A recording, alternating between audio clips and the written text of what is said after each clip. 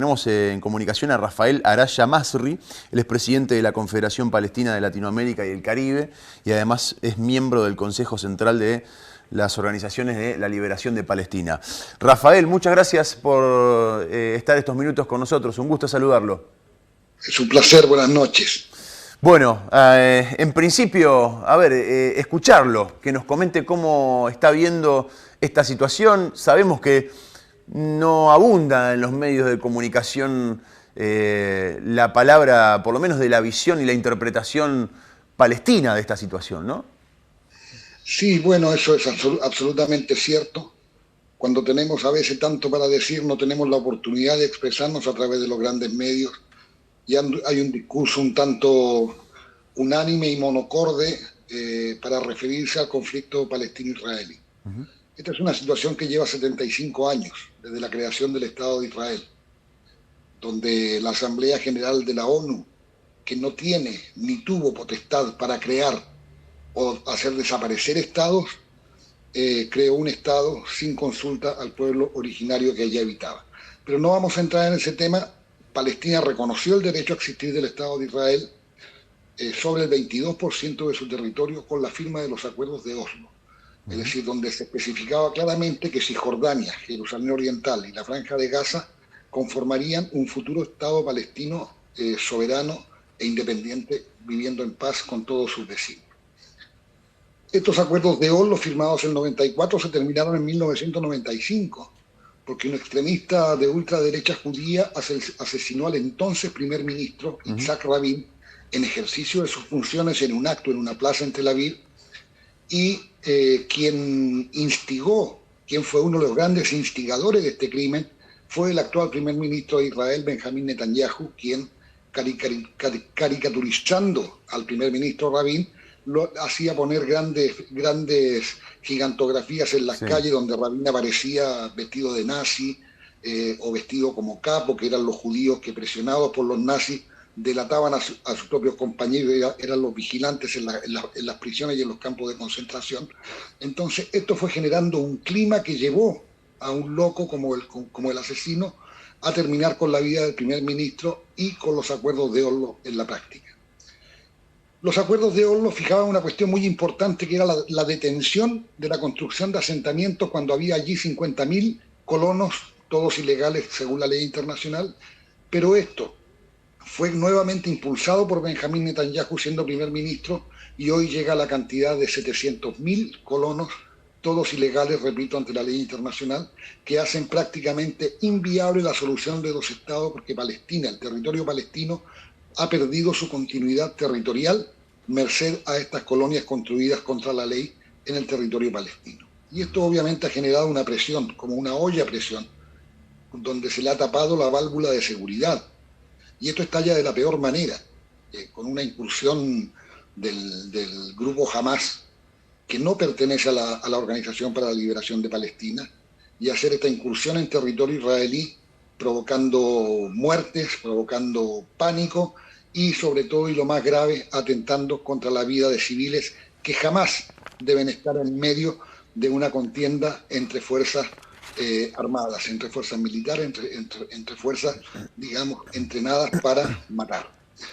Esto es repudiable desde todo punto de vista, así como la pérdida de toda vida es realmente lamentable, penoso y triste, porque significa cada vida que se pierde un fracaso de la humanidad en prevenirlo y en hacerlo carne como propósito en la vida.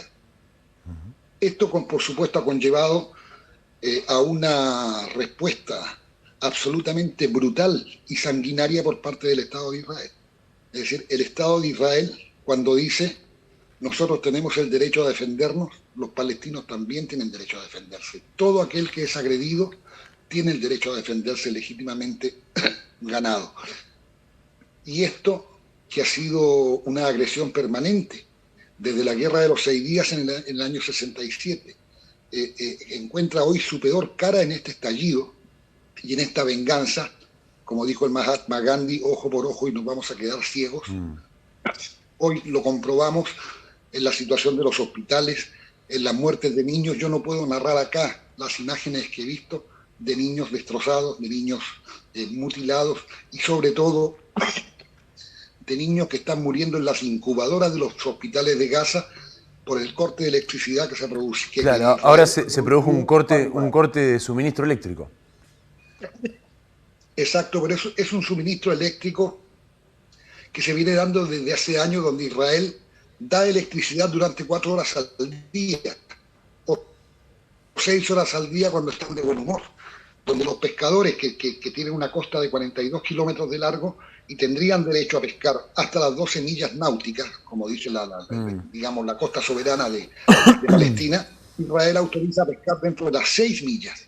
¿Y cuál es lo grave de esa pesca? Que esa pesca está absolutamente contaminada por las aguas residuales que salen de Gaza, porque en el año 2014 Israel bombardeó la planta de reciclamiento de aguas servidas y bombardeó las plantas potabilizadoras de agua. Es decir, lo que se bebe hoy en la franja de Gaza es agua absolutamente insalubre y la ONU ha declarado que desde el año 2020 la franja de Gaza es un sitio no apto para el sostenimiento de la vida humana. Entonces, tenemos una primera parte en esto, que es terrible, donde yo, de la manera más categórica, repudio el asesinato de civiles y repudio el secuestro de civiles en calidad de rehenes, ¿no? Porque distinto es que se capture a un militar, eso quiero dejarlo absolutamente claro. Pero lo que está haciendo hoy el Estado de Israel, con un comandante en jefe que dice vamos a ir a combatir a animales humanos, y eso te marca ya un estatus absolutamente discriminatorio, racista, porque siempre el Estado de Israel ha tratado de esa forma a la población palestina y sobre todo en un territorio que como Gaza han transformado ellos en la prisión más grande del mundo. Claro, muchos le dicen eso, ¿no? La prisión más grande del mundo. Gaza, que limita al sur con Egipto, una frontera absolutamente cerrada, que tiene toda la parte del espacio marítimo del Mediterráneo también sitiada y controlada en parte por Israel, o la gran mayoría por Israel, que en su momento tuvo 2 aeropuertos, hoy no los tiene más porque fueron bombardeados en su momento, que depende del suministro eléctrico, que depende del agua potable, entre otras cuestiones. Claramente es un territorio absolutamente sumido a la voluntad del Estado de Israel, eso está clarísimo, ¿no? Así es, aparte tienes ahí 2.300.000 habitantes en este territorio de 365 kilómetros cuadrados, que lo transforman en uno de los lugares con más densidad habitacional del planeta.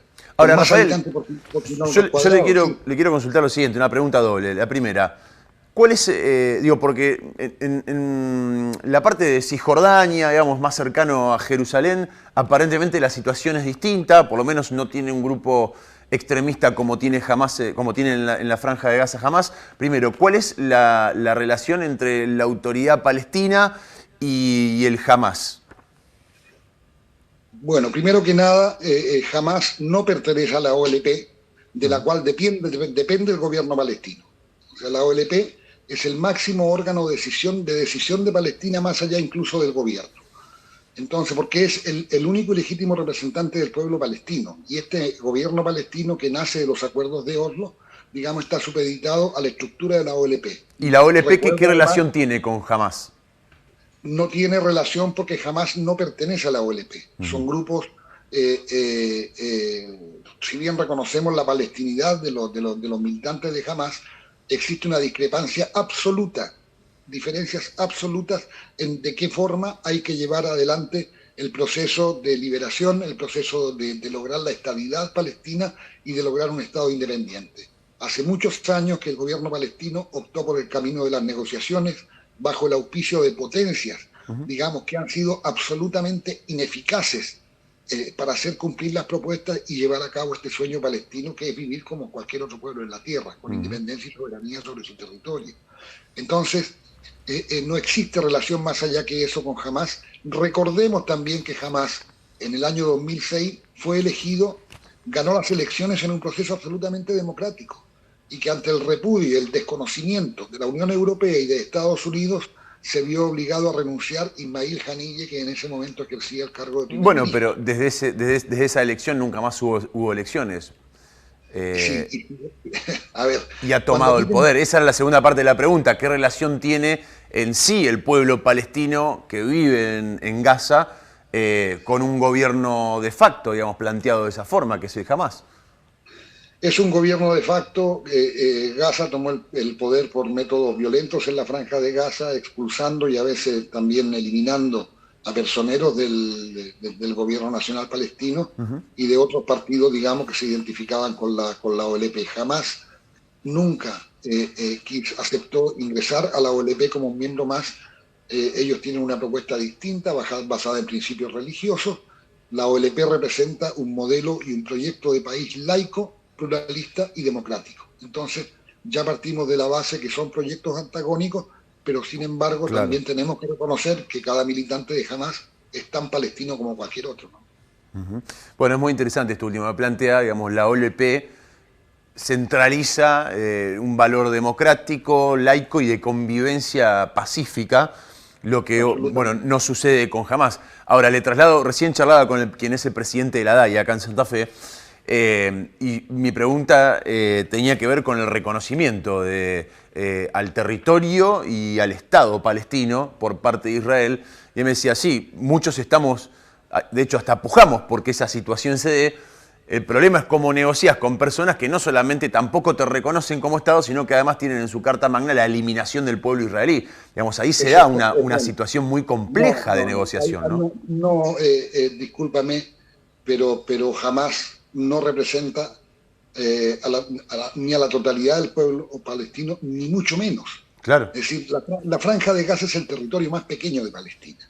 Y la gran mayoría que vive en la ribera occidental, léase Cisjordania, en Jerusalén y en Jerusalén Oriental, digamos, son aquellos a quienes, representados por el presidente Yasser Arafat en su momento, reconocieron el derecho a la existencia del Estado de Israel con la firma de los acuerdos de Oslo. Eso se firmó explícitamente. No, claro, hago referencia a Hamás y a la Franja de Gaza, digamos, ¿no? Lo que pasa es que ustedes se están centrando en Hamás y en un territorio pequeño y no se están concentrando en lo que es la mayoría de la población y la mayoría del territorio palestino.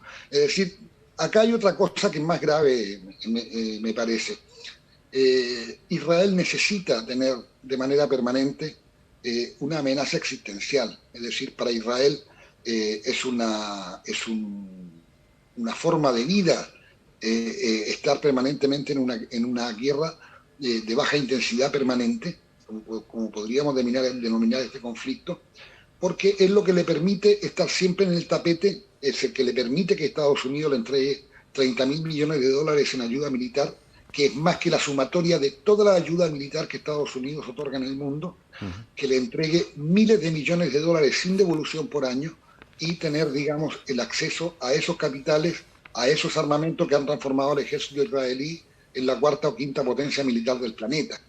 Entonces, ante eso no es fácil pelear, te lo puedo asegurar, y nos encontramos, digamos, en una situación en que tristemente, Israel, con este proceso de fascistización paulatino que ha ido padeciendo de la mano de Benjamín Netanyahu, de la mano de las alianzas con la derecha más reaccionaria y religiosa, con la que se ha visto Netanyahu en la obligación de pactar para poder sumar diputados y formar gobierno, resulta que todo eso ha llevado a esta derechización extrema, donde hoy incluso hay grupos de colonos que escapan al control del Estado de Israel y ya se han erigido casi en una fuerza dispuesta a combatirlo, si es que cuando la policía israelí va, por ejemplo, a desmantelar un asentamiento, una nueva colonia.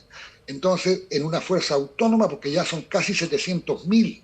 ¿Cómo paras una marea humana de esas dimensiones que se siguen comiendo el territorio palestino y cuando Palestina, en los acuerdos de Oslo, acepta construir su Estado sobre el 22% de la Palestina histórica, es decir, menos de la mitad de lo que le adjudicó Naciones Unidas, digamos, hoy tiene en su poder para construir un Estado apenas el 11,2% de todo su territorio.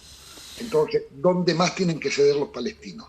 ¿Dónde más tienen que sacrificar tierras? ¿Dónde más tienen que sacrificar sus bienes? ¿Dónde más tienen que sacrificar a sus familias para darle el gusto al Estado de Israel de que ellos vivan en extraordinarias condiciones de vida y el pueblo palestino sea cada vez más miserable por la ocupación y por el acoso diario y permanente de las fuerzas israelíes de la ocupación en el territorio de la Cisjordania, ¿no? Rafael, muchísimas gracias por su tiempo. Ha sido usted muy amable. Un placer escucharlo. No, yo te agradezco muchísimo. Un placer. Buenas noches.